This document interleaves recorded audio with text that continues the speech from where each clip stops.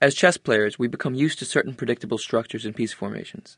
Strong players can often calculate very long variations in the blink of an eye because of pattern recognition. This is part of our edge over computers. We know that this flows into that, which flows into the other thing, and so 7 moves from the current position are completely predictable because certain indicative elements of the position are as familiar as Mama's cooking. But what happens when all the landmarks disappear?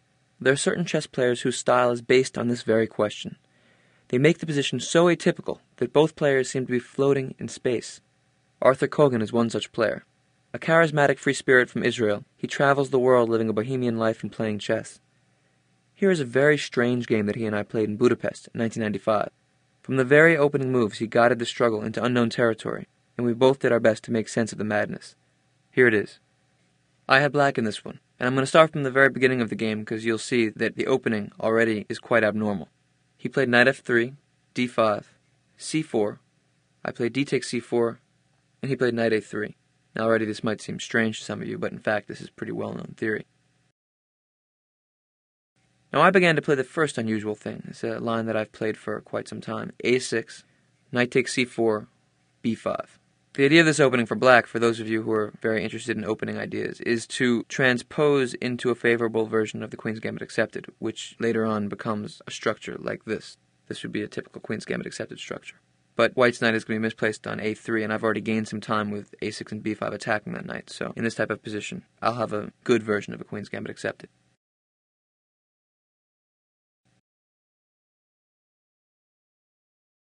After b5, the two main moves that white will usually play are knight e3 or knight e5. Against knight e5, there's a very interesting idea which Fischer actually came up with at first, which is to play with f6 and then e5. This may seem at first like a very artificial way to begin a pawn structure in the center, but it's very strong because black's idea is e4, and if white plays e4 himself, pawn's a little weak and he has weakened dark squares in the center. The other idea is for white to play knight e3, and this is the main line, after which black plays bishop b7 and then goes into the Queen's Gambit Accepted type structure, as I described. Kogan played knight a5, from the very beginning doing something that's a little bit strange. And from here the game just gets weirder and weirder. As I mentioned earlier, all chess players get used to certain structures. We get used to having usually some kind of central pawn structure, our pieces somehow centrally placed. In this game already, white has a knight weirdly placed on a5. It's a target, so I should go after it, right? My first move was c5. Queen takes a5 is the obvious threat. What would you do with white?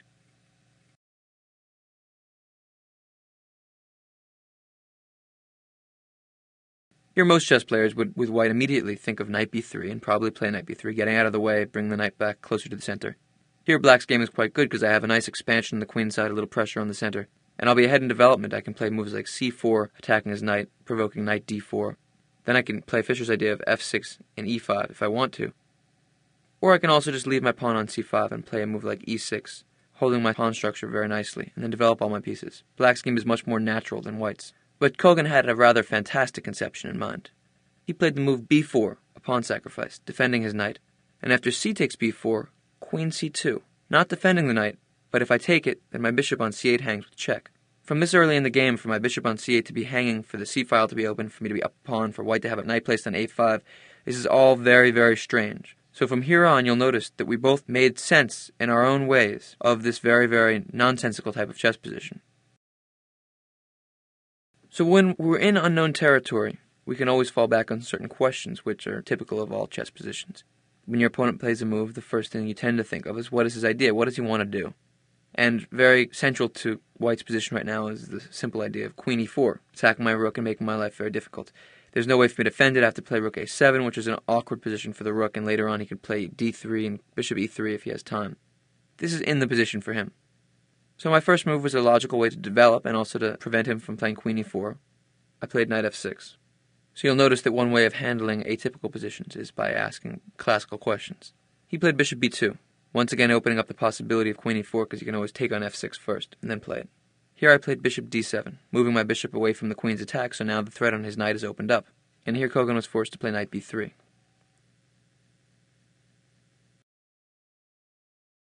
Now yes, I'm up a pawn, but my pawns are doubled in the b-file, and that b4 pawn is quite weak. Plus he has, at least for the moment, a little more development than I do. He has pressure on the dark squares, but more than anything, he's dictated the style of the game. Now, it just so happens that I'm a very, very wild player myself. I love things to get crazy. I love to play very aggressive, kind of strange, fantastic positions where you have to come up with creative ideas. That's in my style as well, so I was quite pleased with the way the position went because I'm always ready to meet that kind of challenge. But if he's played more games in this type of flank-oriented positions where he's playing a move like b4, and when you see what he does in the next moves, you'll be snowed and you'll see just how atypical this game will get. He might have a little advantage of being more familiar with this exact type of structure. I played e6, and what did white play now? I'm sure very few of you will get this one. g4. All of your chess principles will tell you that this is a strange, weird, bad move. But this is what it's like to play against some of these guys. They make the position so strange that you get uneasy. You don't know what to hold on to. You don't know where to look because there's nowhere familiar to look. It's like walking into a strange city or a strange country. The language is different. The landmarks are different. The people look different. People sound different. You have to be at peace with the unknown in these types of situations and simply find the best moves, move by move, or find interesting moves. Try to find the little quirks, the little nuances that are different in these types of positions. After g4, what's his idea? Can I take it?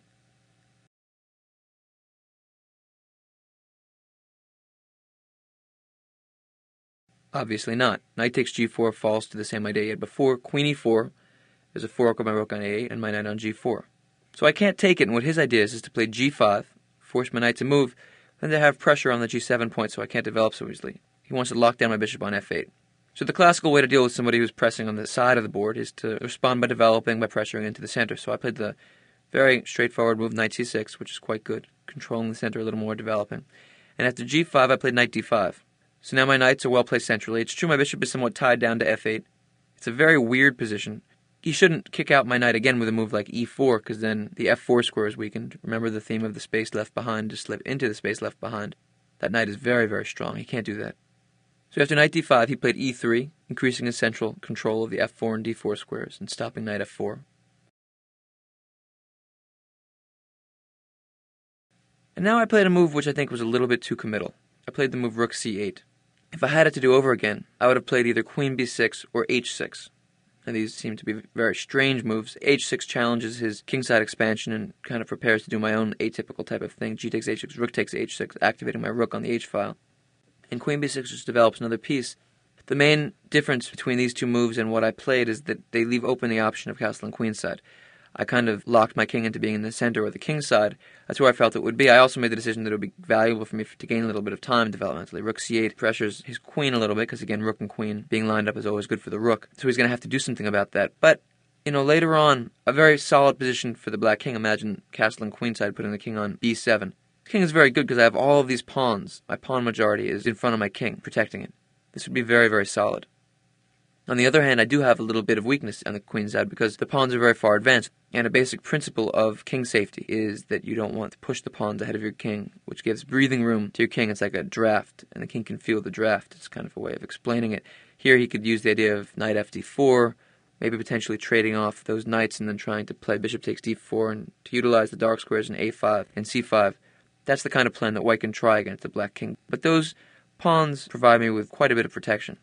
The point of playing a move like queen b6 is not that I would necessarily castle queenside, but that I would have the option of castling queenside. It's good to keep such options open in these types of positions, because he might just lunge forward in the king side in a bizarre way, and I'll want to run queenside right then, once he's overcommitted.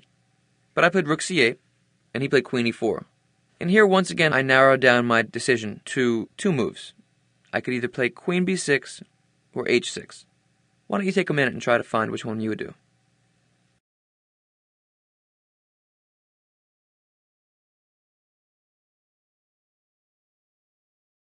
What did you come up with? Well, one thing you may have felt in trying to make the decision whether to play queen b6 or h6 is that there was very little to base the decision on. And if you felt this way, you're not wrong. You're actually feeling a core element of this position, which is that queen b6 does one thing. It develops in a kind of strange way. It doesn't really prepare anything specific. h6 pressures the king side in this way, maybe weakens my king a little bit, but on the other hand, it challenges control of the f6 square, so we could trade h and g, and then maybe I could play knight f6 at one point, blocking his bishop's control of the g7 square. They can move my bishop, maybe I can castle. Maybe not, who knows?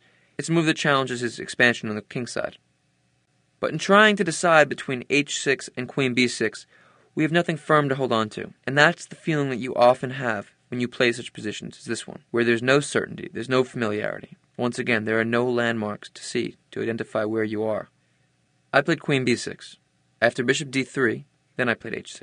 You'll notice, of course, that he couldn't maintain a pawn on g5 with h4, because then I would have played h takes g5. He has to take back with a knight, because if he takes with the pawn, I take his rook. The pawn is pinned on the h file.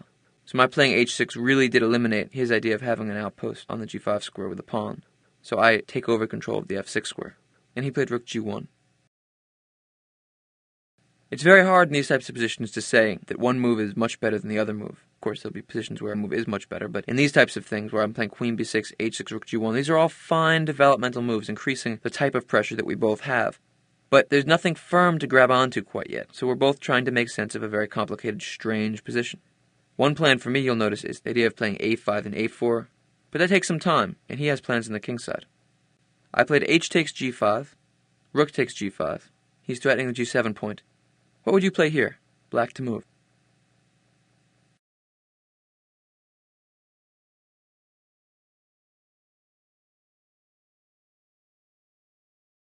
This is one of those positions in which all the strange things that are happening come to a head.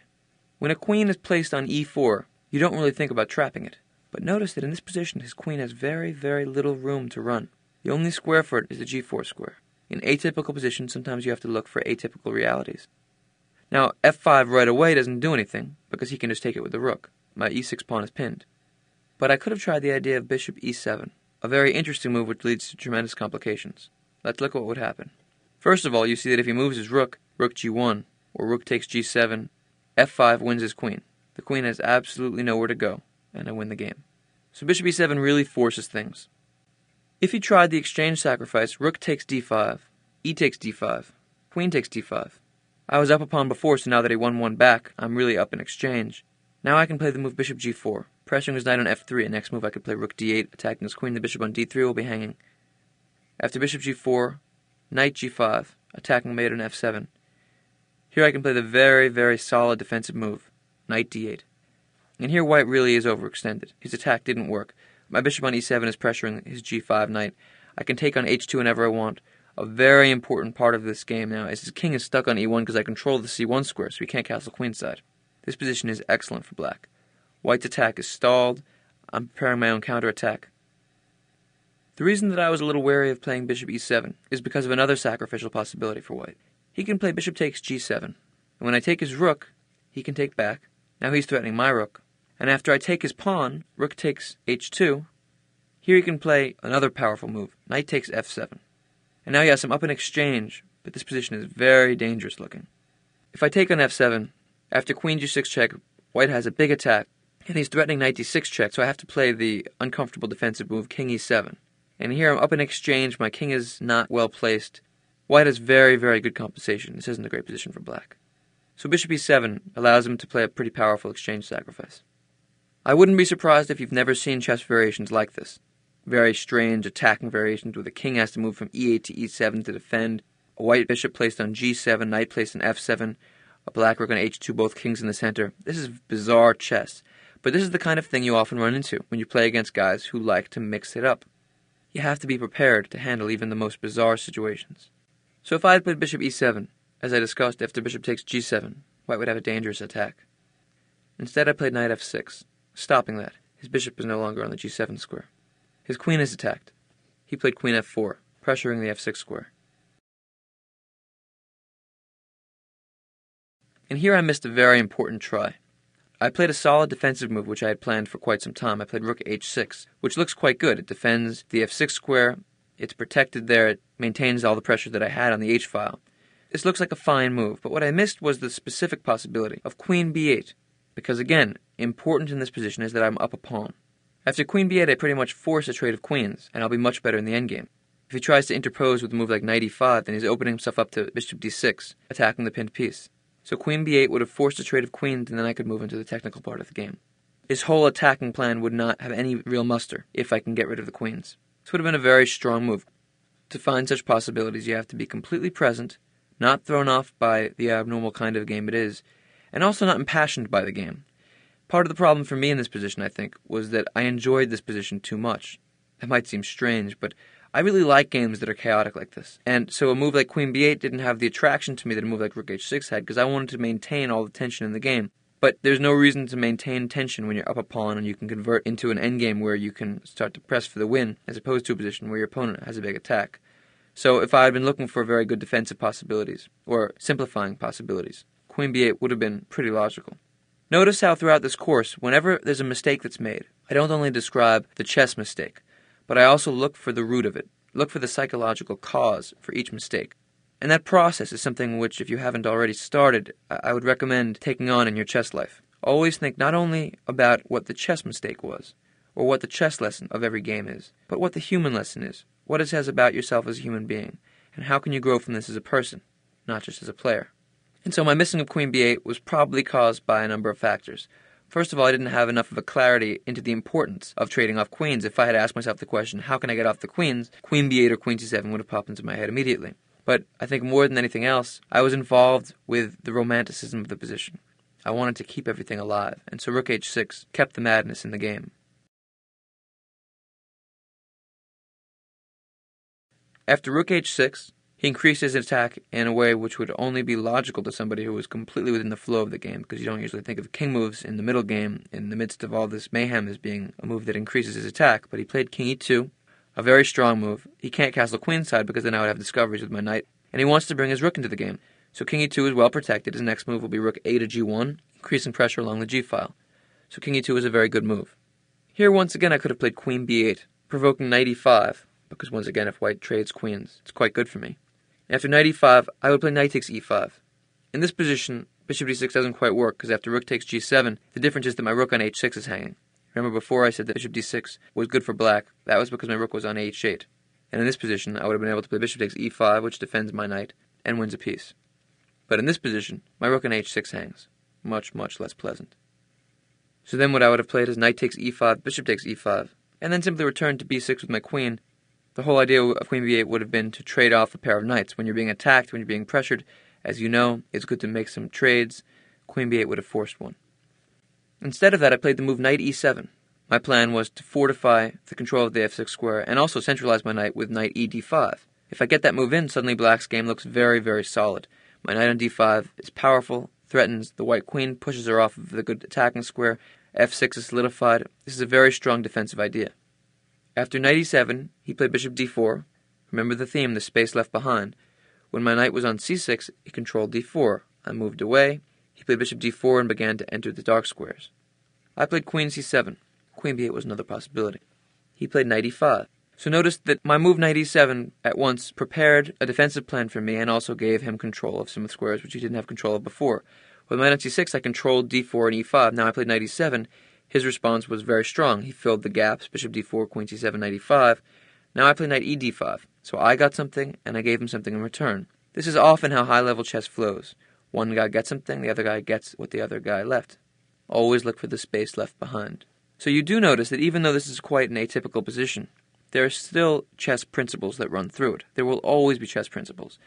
And this is why, as a chess player, if you know the classical principles that govern all chess positions, then when things get completely chaotic, like this game, even when they're totally mad, you can still know the basic language of chess. You can still know the questions that you should ask yourself.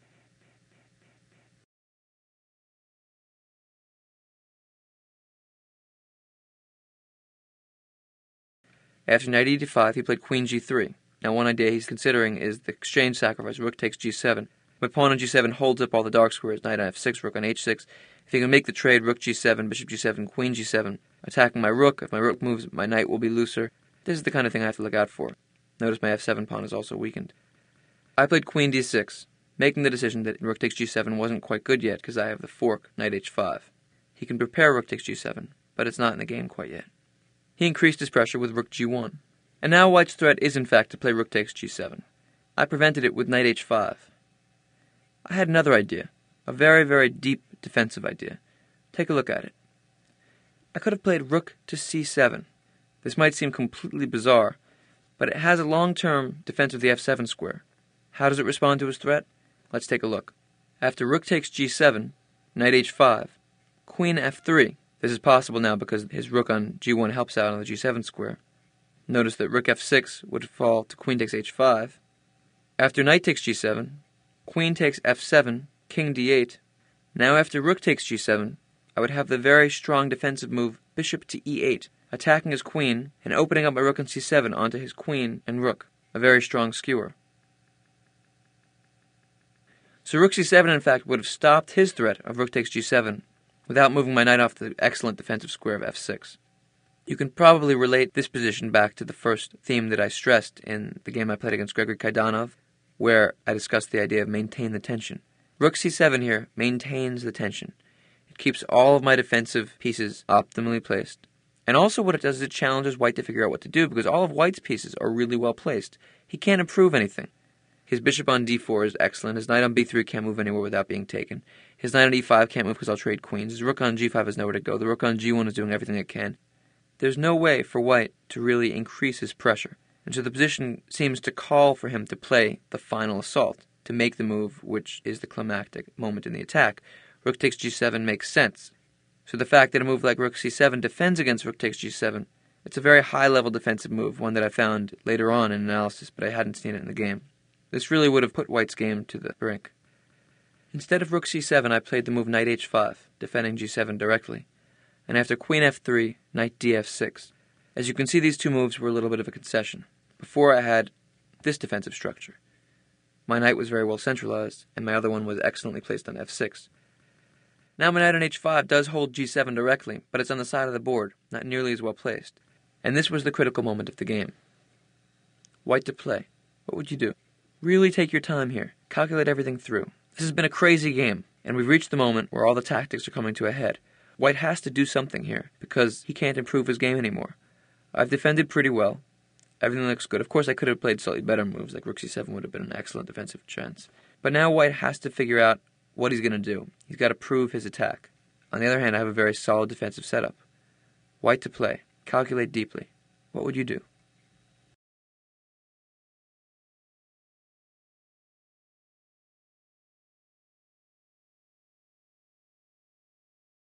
I find that some chess players have a misperception of what it means to be in the critical moment of the game. Some players feel that the critical moment means that the critical moment is for them, as if they've been attacking, they've been going for it, and then the critical moment is like, I'm about to win. So the critical moment means to them that the stakes are very high for one player. But that's usually not the case. Usually the stakes are very high and that the game can swing in any direction, because the tension mounts and mounts and mounts, the pressure gets more and more intense, and so as that happens, the stakes of every decision get higher and higher and higher. That's the case here.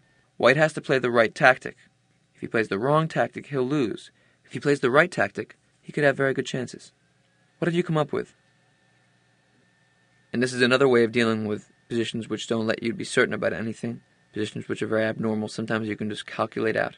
In this game, we had to both be at peace with the unknown. We had to both flow with the abnormalities of the position. And so in the critical moment, my opponent was a little bit lax. He was a little bit hesitant to enter into concrete calculation because it had been inappropriate for him to do that beforehand because there were no real variations to calculate. Now there are. The two choices for white are knight takes f7 and rook takes h5. If you hadn't seen those already, look at them now. Calculate deeply. Which would you play? I'm sure that you can guess that I had ideas in mind against both. This was a very, very intense game and we were both putting our heart and souls into it. He played knight takes f7. How would you defend with black? Well, his idea is rooted in the concept of the pinned piece. After I take back on f7, my knight on f6 will be pinned. King takes f7. Now he played rook takes h5. This looks very strong. He's taken a pawn, opened up my king. He's threatening rook takes h6, which will take my pawn away from the defense of my knight. If I play rook takes h5, he'll remove the defender with bishop takes f6. My rook is hanging. He's threatening to move his bishop away with discovery. This is a nice attack for white. But I had something in mind here. Do you see what I saw? Black to move. Take your time. What do you do? This is the critical moment. I'm sure you know the principle that when you have a piece pinned, you want to attack it. But in a position like this, when somebody is relying on you having a pinned piece, a very good way of responding to it is to attack the pinner, to unpin your piece. The key tactical idea, which he missed, and which I had seen before allowing knight takes f7, was bishop c6, a relatively quiet move. And it's very easy to miss moves like this when you're calculating knight takes f7, king takes rook takes h5. He's looking at all the captures, all the checks. Bishop c6 forces the win of the game. His queen is under attack, with check, notice. If he moves to f4, maintaining the pin, I can take it. and if he moves anywhere else, his rook will hang on h5. My knight on f6 is no longer pinned. Black is doing very well. What would you do with white here? Well, a big part of this calculation was based on one deeper idea, which is that it is true he can block the attack of my bishop on his queen with e4, but now, after rook takes h5, bishop takes f6.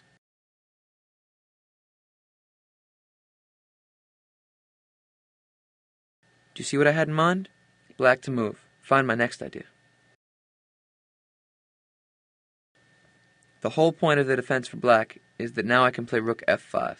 His pawn can't take it because it's pinned to the queen. Now he has the key pinned piece. After his queen moves, rook takes f6, I'm simply up a rook. After rook f5, the game is completely winning for black. I'll show you how he handled bishop c6 in a moment. Let me show you what he could have done. So in this position, you recall I said he had either knight takes f7 or rook takes h5. Those are his key tactical possibilities. Knight f7 will continue within a moment. As I've shown you, my key idea was the defensive pop of bishop c6. His correct move was rook takes h5. Rook takes h5, knight takes d7, queen takes d7, and bishop takes f6. Straightforward ideas, removing the defender of my rook. Here I would have played rook takes h2, and after bishop takes g7, white's game is definitely better. I have a rook and a pawn for a bishop and a knight. His king is centralized on e2, which could potentially be weak later on after a move like rook d8. My king, on the other hand, is centralized as well on e8. He can get an attack. White is better here. Not winning, but better. This was his real shot. So if you're looking for the truth of this position, what we can recall is that I had the key defensive idea of, in this position, rook c7. And here white's attack would really stall, because rook takes g7 is impossible because of the line I showed you guys. Knight h5, queen f3, knight g7, queen f7, king d8, and after rook takes g7, the very strong move bishop e8. That wouldn't work for white. After I missed the defensive idea of rook c7 and played knight h5, then after queen f3, knight df6, he had a shot. Rook takes h5 was his best, and he would have had a better game. He played knight takes f7, and here I had the defensive resource. King takes f7, rook takes h5, bishop c6. He played queen h3. Remember, after e4, my idea is rook takes h5, bishop takes f6, rook f5, solidifying my defense and winning the game. After queen h3, I wrapped it up with knight takes h5, bishop g6, king g8, bishop takes h5, queen d5, attacking the pinned piece once again. He played rook g6, and he resigned the game because my next move is obviously queen takes h5 check. I'm going to be up a rook and win the game very easily. So the key to this game was handling the unknown. We were both playing a very, very unusual position. I had possibilities, he had possibilities. We both missed moves at times during the game. And truth be told, in very, very strange games, both players will tend to miss things because they're playing types of positions they're both unfamiliar with. In fact, pretty much everybody's unfamiliar with positions like the one we played in this game. But you have to flow with the moment. Be open to every possibility. Don't be flustered by the unknown. The problem with this type of game is that many players will get thrown off by a guy like Kogan because they're not used to playing chaotic positions. They like to be able to control things. And so when they can't, they feel thrown off, they feel nervous, they're flustered by having to deal with all this chaos when they like to keep things nice and neat. But move with the struggle. Enjoy the chaos. Trust yourself. You can figure everything out.